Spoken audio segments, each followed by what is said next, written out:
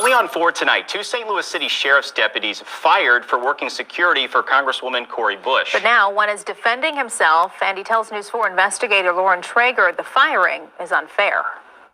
I'm going to make sure I have security because I know I have had attempts on my life and I have too much work to do. There are too many people that need help right now for me to allow that. Last week, Congresswoman Cori Bush defended her use of private security. Recent federal filings show she spent tens of thousands of dollars in campaign funds since taking office for security services. I don't blame her either. And you know this security is not for the boogeyman supremacist. It's not for Proud Boys. It's not for Capitol Riders. This security is because she lives in St. Louis, man. St. Louis, one of the most dangerous cities in the country that we don't talk about a lot in the national media, but we covered it in St. Louis extensively. She's the congresswoman there. The mayor's a sister. District attorney is sister. Police chief is a brother. Okay? City council, wokety, woke. This city is run top to bottom by Sun people from top to bottom. And it is a very dangerous place. And I do not blame this woman one bit for spending all this money on private security. None of this is for anything that she says it's for. And that's fine. But we know in her heart why she has private security as she moves around and does her thing. Because it is a dangerous place, Jack. And sisters that look like her are always getting killed, always getting knocked off. I'm going to make sure I have security because I know I have had attempts on my life and I have too much work to do. There are too many people that need help right now for me to allow that. Last week, Congresswoman Cori Bush defended her use of private security. Recent federal filings show she spent tens of thousands of dollars in campaign funds since taking office for security services. It was absolutely disgusting. Back in April, the Congresswoman, along with St. Louis Mayor Tashara Jones and other notables, took a tour of the city's jails. News 4 obtained the surveillance video from those tours. Along with all the others were 2 security guards hired to protect Congresswoman Bush, Ty Lance Jackson and Maurice Thompson.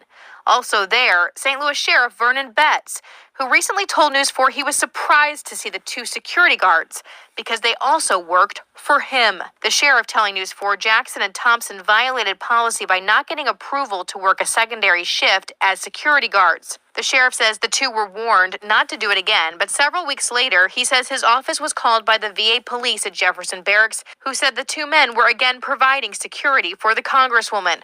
The sheriff says he was concerned neither Jackson nor Thompson have current individual private security licenses to work in the city or the county, a fact News 4 has verified. Given the multiple violations of rules, the sheriff told News 4 he fired the 2 deputies. Okay, like I told you, the sheriff, this isn't even the police chief of the city. This is the sheriff of the county. So the police chief of the city is a brother. The sheriff of the St. Louis County is a brother. The 2 cops she got working double duty, they double dipping. That's like if you got a job at Target and you just leave the floor and go work at the gas station, but don't clock out. And then after your shift at the gas station over, you go back to Target and clock out. Like, she got these, and I'm sure she knew it. That this was the case. But she needs security to move around St. Louis. It's a very dangerous place. And I feel sorry that these brothers lost their jobs. So I hope they can get on at another department. Shouldn't be hard. Every department's searching for cops.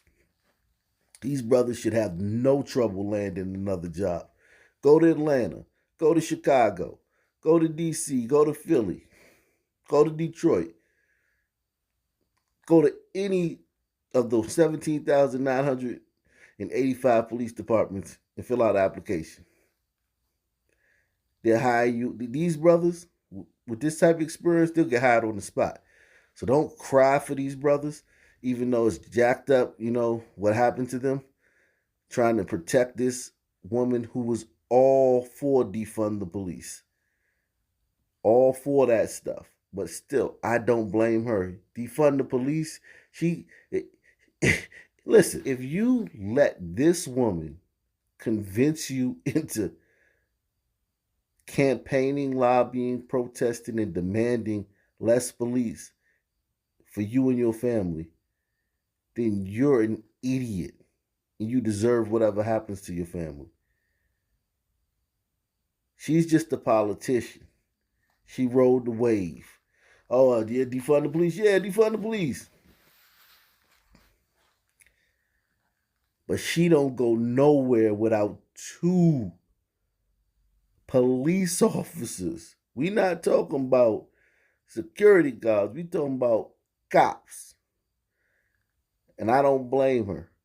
If you want to listen to some politician tell you to get rid of the police in your neighborhood, man, good riddance, whatever happens to you. But salute to this sister for protecting her neck and protecting her head and making sure she make it home to her family at night. The sheriff telling News 4 Jackson and Thompson violated policy by not getting approval to work a secondary shift as security guards. The sheriff says the 2 were warned not to do it again, but several weeks later, he says his office was called by the VA police at Jefferson Barracks, who said the 2 men were again providing security for the congresswoman. The sheriff says he was concerned neither Jackson nor Thompson have current individual private security licenses to work in the city or the county, a fact News 4 has verified. Given the multiple violations of rules, the sheriff told News 4 he fired the 2 deputies. I do feel that the hand that was dealt to us was unfair and unjust. But reached by phone, Lance Jackson told me their firing wasn't right. You let us go, but you still have a plethora of individuals doing that, but you don't say anything. He believes the sheriff had another motive instead. Because of the client that we worked for, and that we didn't help push the agenda of the sheriff's department on the client. And when it comes to licenses, he says he didn't need one. You do not need a security license to do executive protection. Because basically it's like, if I hire you to protect me, I'm paying you out of pocket to protect me. You don't need a license for that. St. Louis. He said something very interesting. So the sheriff, in his mind, fired him and the other brother because they were working for anti-police, police-hating. I'm talking about a sister that stand on the highest mountaintop with a bullhorn and shout about how racist and unethical the majority of police are. And who routinely talks about, started with the slave patrols, and policing in this country needs to be imagined and reimagined and need to get rid of all the police. A woman who really just has a loathing, a deep-seated just hatred for police officers. So I can understand the sheriff being upset about that. I mean, that sounds reasonable. And he can't get at her. So he took it out on these 2. That's reasonable. I mean, when you're fighting a war and you're fighting, a battle, there's going to be casualties. So I can't really be mad at the police chief, the sheriff, for doing this, man. I mean, that lady's, all she does is talk about how bad police are and how much she hates them and how we need to get rid of them.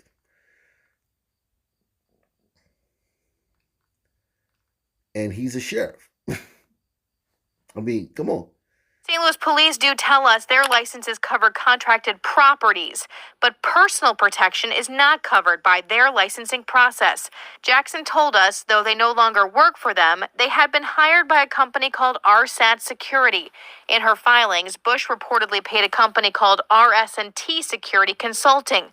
According to public records, the companies are affiliated, sharing an address in New York City. We reached out to the Congresswoman's office to ask a number of questions. A campaign staff person sent a statement saying, quote, "Due to a nonstop barrage of death threats and targeted harassment of Congresswoman Cori Bush for Congress has retained security services with appropriately licensed and credentialed." Who thinks that any right-wing group is plotting to do this woman any harm? And if so, where's the evidence of that? Where are the other, all the politicians are woke. They're all grandstanding and virtue signaling like she does. Why is she being singled out for all these nonstop barrage of death threats? Why her? Of all the politicians, AOC, the squad, Elon, Nancy Pelosi, Schumer, and the list goes on and on and on. All the woke politicians, all the woke activists. Why is Cori Bush allegedly the one that all the white supremacists have said, that's the one we got to get rid of? We got to get rid of Cori Bush, representative of St. Louis, because, she's doing such a great job down there in St. Louis turning that community around. We got to get somebody else there. I think she moved it from number 1 most dangerous city to the number 2 most dangerous city in the country. We got to get rid of her before she saved the sun race. I call BS, man. I think she's a lion. I wouldn't be surprised if the death threat she's talking about is a comment on Twitter. And in Twitter, you can't really see. There's probably a veiled threat in a comment on Twitter. Or some kind of social media thing. Somebody just talking. I don't think this woman has received one death threat from a supremacist or Nazi or none of that stuff. I think she does this. She has the security detail because she lives in one of the most dangerous places in North America, if not the most dangerous place in North America, where women like her are routinely killed every day. So this is the gun memorial for St. Louis. And those of you new to the channel don't know about the gun memorial. The gun memorial is all the fatal gunshot victims from this place. So we see off the bat, like I told you, I haven't been to the St. Louis gun memorial in months. But like I told you, I knew it. This is a place where women like Cori Bush go to die. Look at this little girl. Suspect arrested and charged in murders of 3 people in St. Louis, including the mother and her daughter. Prinshun McLean was charged with 3 counts of murder. He was also charged with burglary in connection with the deadly shooting of a mother and her daughter. 18-year-old man. Wow. He shot and killed 3 people, including 2 women and her 8-year-old daughter, whom he did not know well within a few hours of each other in St. Louis on Tuesday night and into Wednesday. Prinshun McLean was charged with 3 counts of first-degree murder, 1 count of first-degree burglary, and 4 counts of armed criminal action in connection with the deadly shootings. The robbery charges are related to the deadly shooting of a mother and her daughter. Police sources said the victims were tied up in their own home and shot to death Wednesday afternoon. The first woman, Tori Manisco, 26, was shot to death just before midnight Tuesday on the front porch of her home in the 1100 block of Dover Place in the Carondelet neighborhood in South St. Louis. Officers did not find her until 5:45 a.m. on Wednesday.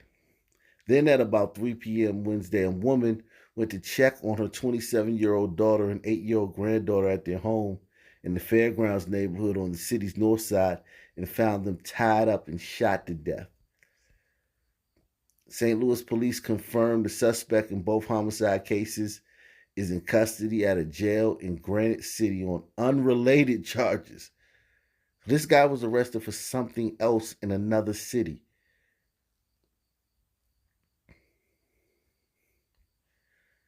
A police source familiar with the investigation told the I-Team interviews with neighbors and witnesses helped homicide detectives link the shootings to the same shooter, and the alleged shooter did not know the victims well.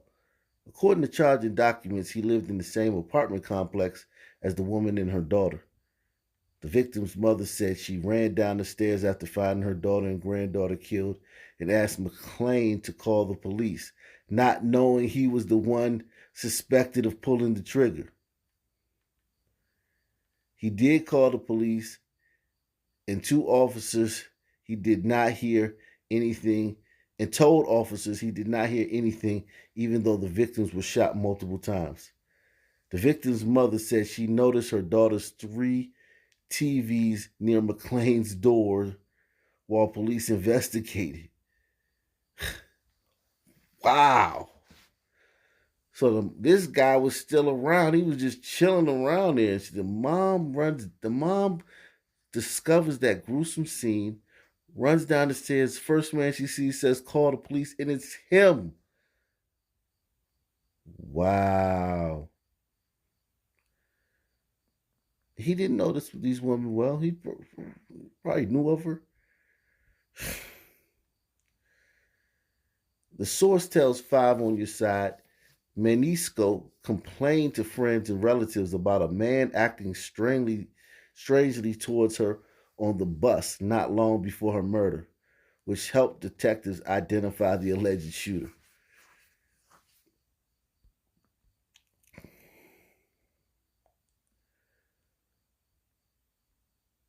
Five on Your Side has confirmed McLean, Mr. Princeton McLean, pleaded guilty in June to second-degree robbery in Richmond Heights. So I want you to understand this. In June, he didn't get set up. The Illuminati, the white man, the racist criminal justice system didn't give him a raw deal. He pleaded guilty to robbery in June. In that case, police say the man pulled the woman's hair and punched her in the head before taking her cell phone outside the University Club Tower office building along Brentwood Boulevard. A security guard saw the attack and intervened, according to court documents. The man gave the cell phone back to the victim and ran away from the scene, but officers found him and he admitted to pulling the victim's hair and taking her phone.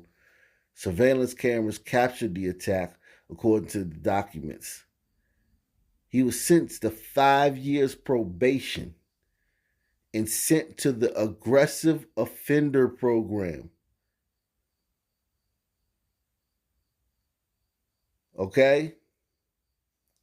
This is why Cori Bush has 2 cops with her at all times when she's in the city. This guy who killed these 2 women almost at random, just probably had a crush on them and just went out and killed them. That's that day.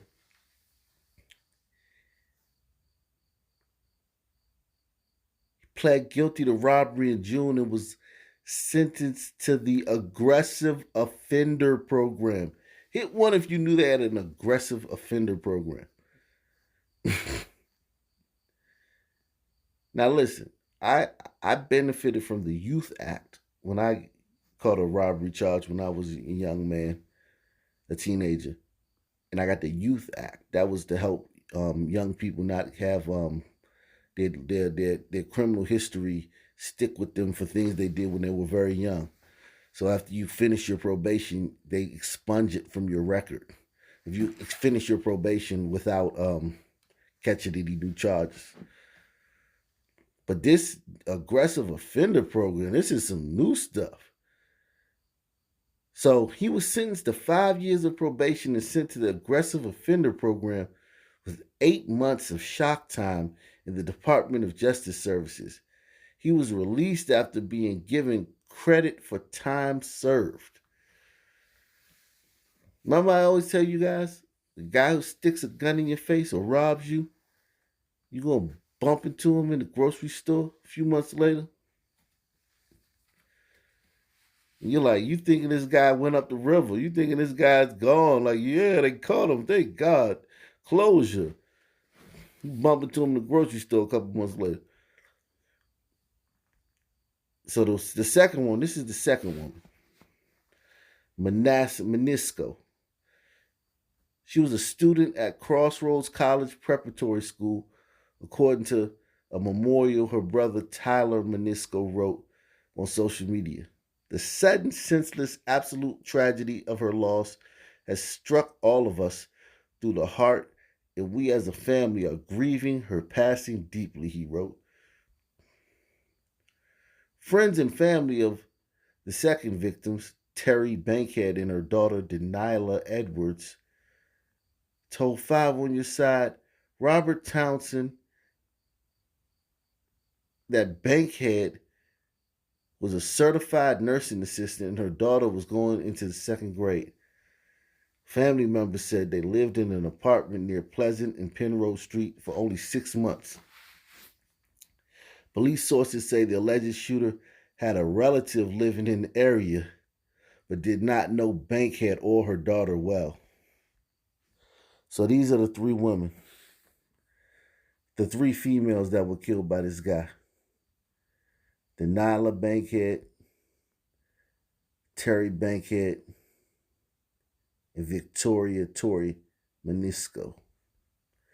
And then if you go back a few more days, look, you got these girls killed on August 3rd. Nevia Smallwood, 13-year-old, killed in North County shooting. 13 years old, shot down in the street.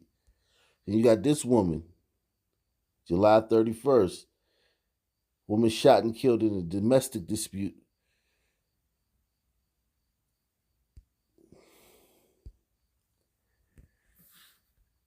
These sisters be getting whacked out July 27th. This woman right here was shot and killed. Robin Deneen Perry. So, like, when I tell you about this, why Corey Bush has two armed guards with her at all times, it's because women, and I know you guys saying, why do you, what about all the men that get shot? Men get shot. Brothers get shot. Brothers are active gang members. Brothers are drug dealers. Brothers are street guys. And then you have the other brothers who just get caught in the gunfire, who have nothing to do with it. But men die like that. It's very common for men to die like that. Women, though, according to FBI data, women are usually killed by someone they know. And usually in domestic situations in or near the home. But not sisters. Sisters are killed in the streets all the time. And security.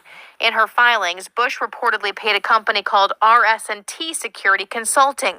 According to public records, the companies are affiliated, sharing an address in New York City. We reached out to the Congresswoman's office to ask a number of questions. A campaign staff person sent a statement saying, quote, Due to a nonstop barrage of death threats and targeted harassment of Congresswoman Cori Bush for Congress has retained security services with appropriately licensed and credentialed firms. Security personnel matters are handled by the specific firms retained. Still, some, like Missouri's Attorney General, have continued to criticize the Congresswoman for using private security at all. It's the height of hypocrisy. It's incredibly reckless for Representative Bush to have her own private security and tells everybody else to suck it up as she seeks to defund the police. The sheriff adamantly denies Jackson's claims, calling him a, quote, damn liar. We talked with Thompson briefly, but he declined to be interviewed for comment, only saying he, too, felt it could have been handled differently. We also reached out to leaders at RSAT Security and RS&T Security, but did not hear back. It's certainly a situation we'll keep tracking. I'm Lauren Traeger, News 4 Investigates.